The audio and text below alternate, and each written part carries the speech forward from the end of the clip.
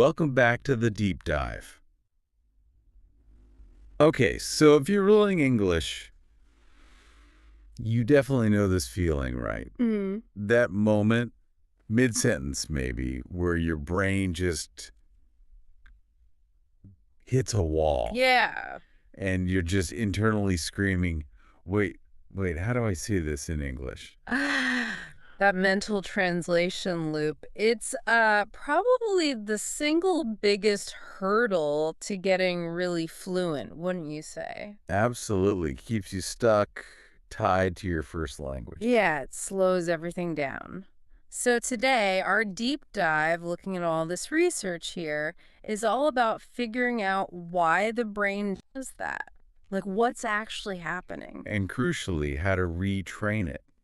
How to get your brain to just connect ideas straight to English words. Exactly. Bypass your native language completely. Okay, let's get into it. Yeah. So why? Why does the brain insist on this detour? It feels so automatic. Oh, it's basically brain comfort, isn't it? It defaults to translation because those neural pathways for your first language, your L1, they're dominant. Like a superhighway?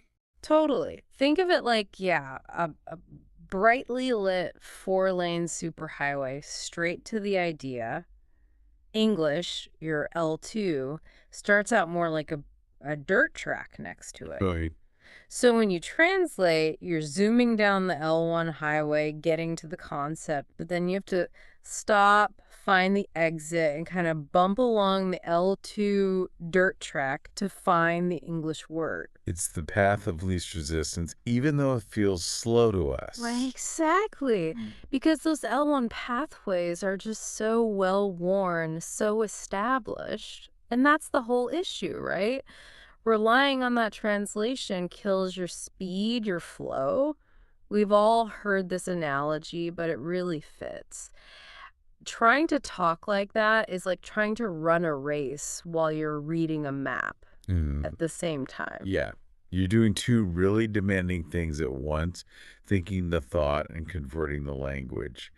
And you just end up hesitating. You do. So to really think in English, you need to pave that dirt track, make the L2 route the main one, the fast one. Okay, so how do we start paving? The sources seem to point toward the physical world first. Yeah. Step one is basically anchoring English words directly to real stuff, tangible objects. It sounds so simple, Yeah. almost basic, but I guess the consistency is key. It's super practical, but yeah, it takes real conscious effort. Yeah. So when you see something concrete, like a cup, Right. you have to actively force your brain to think only cup.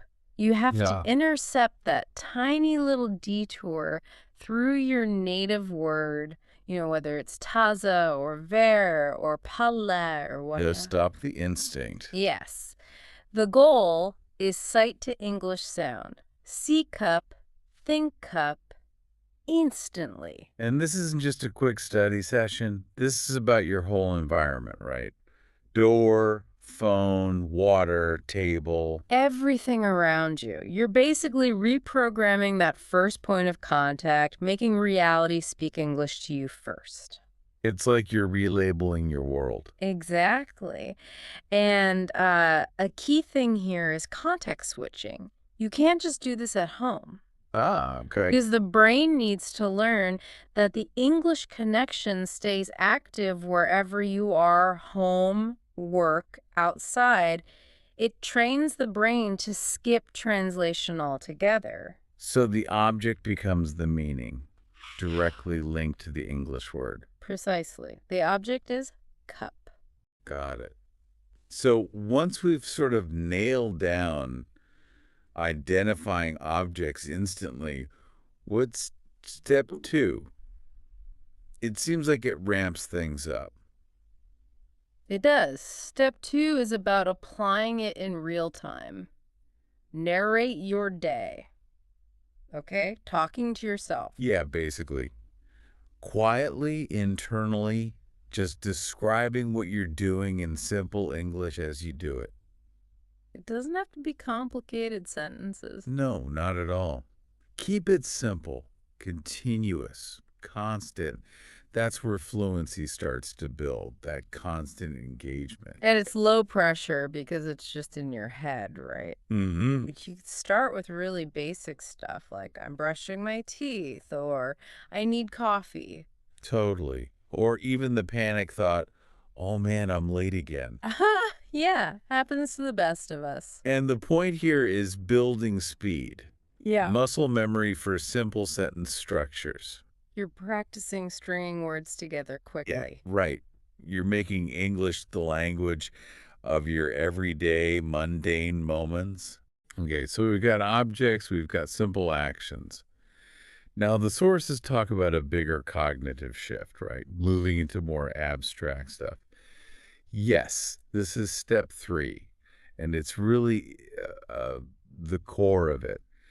Visualize the concept, don't translate the word.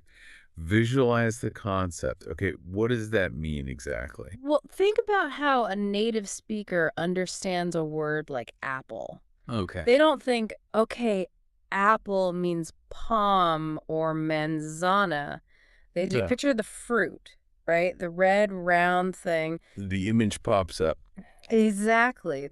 That direct visual link is the goal, no intermediate word. That makes sense for concrete things like apples. But what about abstract concepts? Like, how do you visualize efficiency or justice? You can't just point at those. Right, and that's where the translation habit is stickiest Yeah. and where this visualization technique gets maybe a bit more complex. Mm-hmm. For abstract ideas, you're not visualizing a single thing, you're visualizing the context maybe Mm. or the result of that word. Okay, give me an example for efficiency. So for efficiency, you might picture, I don't know, a really smooth running factory assembly line. Or like a graph showing high output, low waste. Exactly, or a clean chart. You connect the sound efficiency directly to that scenario, that feeling, not just back to a single word in your L1, which might not even capture the same nuance. So instead of one word translating to another, you're linking the English word to a whole network of images or feelings or situations. Precisely. The concept gets its meaning from how it's used within English. Think about justice. If you just translate it to one word in your language, you lose all the specific cultural legal weight it carries in English. Right. But if you visualize, say, a courtroom scene or maybe those balancing scales, You anchor the English word directly to its conceptual weight within the English context. you got it. That's the shift from definition to this richer visual or contextual linkage. Okay, that's a big one. And that idea of just letting the concept link directly seems to lead into step 4, which feels really important for learners. Prioritize flow over perfection. Yes, this tackles the anxiety factor. But hang on, I have to push back a bit here. If we're telling people just talk to yourself, don't worry about mistakes, aren't they just practicing bad habits?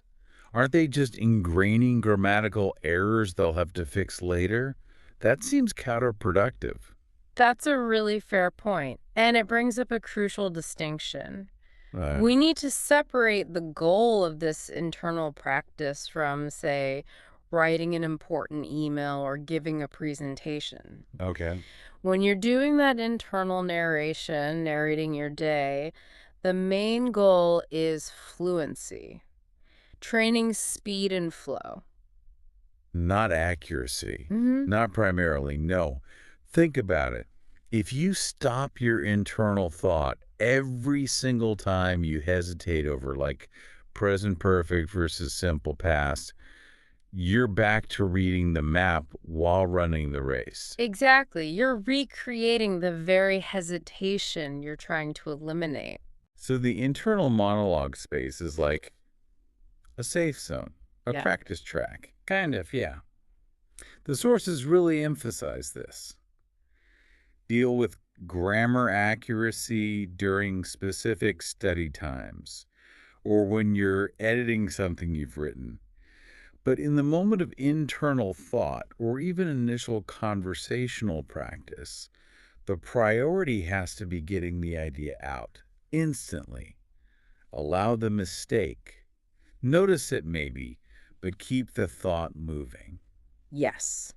The second you start heavily self-correcting internally, you've just put up another barrier. It's like an internal critic interrupting you. That actually feels quite freeing, that idea. Oh, The internal chat needs to feel fast and safe.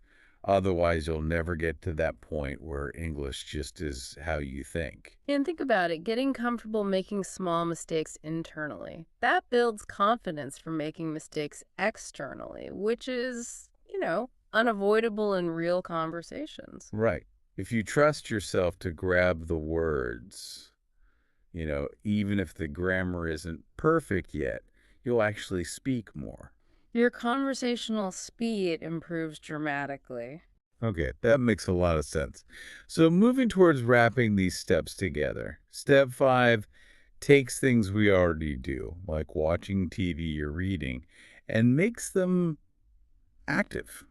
Active immersion. Yeah, we all consume English media, right? Shows, podcasts, articles, but just letting it wash over you isn't enough for this kind of thought training. Passive listening isn't the same. Not for this goal. Hearing a cool phrase is one thing. Internalizing its rhythm, its flow, how a native speaker actually uses it, that's different. The key is shifting from passive listening to active engagement. Okay, so how do I do that? If I hear a sentence I like in a show, I don't just mentally note it down. No, you physically pause it, Pop this show. pause the show, pause the podcast, whatever it is, and you repeat the sentence out loud. But you're not just saying the words. What am I focusing on then? Two things mainly: intonation and pacing. The music of language, right? The Right. prosody. Exactly. How did they stress certain words? Where did they pause, even for a split second? Did their pitch go up or down? You mimic that. It sounds a bit like mimicry or like an actor warming up. It's actually neurological training. By copying those rhythms and stress patterns, you're training your mouth, your vocal cords, and your brain's processing speed all at once to adopt those native-like patterns. You're making the language physical, embedding the flow. Yes. Yeah. You're internalizing how native speakers package thoughts into these spoken chunks, replacing that kind of hesitant, flat delivery that often comes from translating. Wow, okay. So that really brings all these pieces together. We've got linking to objects, narrating our day, visualizing concepts, focusing on flow, and now actively mimicking the sounds and rhythms. When you put all 5 of these steps together, what's the big picture takeaway here? I think the biggest thing is that real fluency, thinking in English, it isn't really about learning thousands more words. We often know more than we think. It's about access. It's about accessing what you already know instantly, building that reflexive muscle memory to use it without hesitation. It boils down to confidence, really. Trust. Trusting yourself to find the English word without needing the safety net of your native language. Yeah. That pause, that mental block we talked about at the start, it's literally a moment of distrust in your own English knowledge. We have to push past that by forcing the direct connection. Okay. And when you manage that, when the translation finally stops, when that dirt track is paved and becomes the main road, Uh-huh. that's when English starts to feel natural. It stops being a code to decipher Yeah. and just becomes how you express yourself. Exactly. It's not a puzzle anymore. It's just your tool for thinking. So fluency really begins, Yeah. not in a grammar textbook somewhere, but right Wow. there in your mind, in those instant connections. That's the core message, I think. It's a shift from looking at English as this external thing to learn to just using it internally as part of how you think and feel. Okay, so for everyone listening, ready to start making this shift, maybe tomorrow morning, we want to leave you with a final thought to chew on. The more you actually think in English, the more English really becomes a part of you. So forget the flashcards for a minute. Think about your day tomorrow. What's one specific everyday moment? Maybe it's walking to the bus stop. Maybe it's waiting for your coffee to brew. Something small, low stakes. Yeah. What moment will you commit to narrating only in English tomorrow? To practice that instant concept to English link. Find that little 5-minute window and just commit. Just think in English, that single conscious choice. That's where the real acceleration towards fluency happens. That's the deep dive for today. Thanks for joining us. See you next time.